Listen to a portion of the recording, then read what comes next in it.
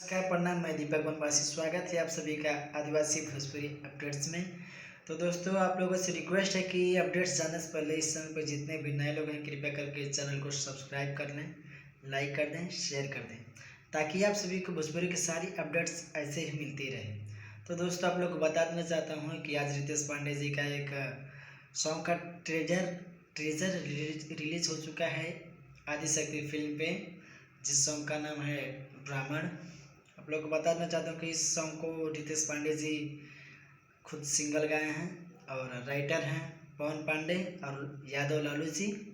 Music है श्याम सुंदर जी का, जो हमें ये सॉन्ग को सुनना चाहिए, सपोर्ट करना चाहिए, शेयर करना चाहिए, ताकि भोजपुरी में एक अच्छा सा अच्छा मैटर आ सके। तो दोस्तों, कल तैयार रहिए, कल आदिशक्ति फिल्म पे यह सॉन्ग रिलीज़ किया जाएगा, हमें सुनना चाहिए। और रितेश पांडे इस टीजर में बहुत ही खूबसूरत लाइन बोलते हैं, जो हमें कल पूरा देखने को मिलेगा। तो दोस्तों, आप लोगों से रिक्वेस्ट है कि इस चैनल पर जितने भी नए लोग हैं कृपया करके चैनल को सब्सक्राइब कर लें, लाइक कर दें, शेयर कर दीजिए।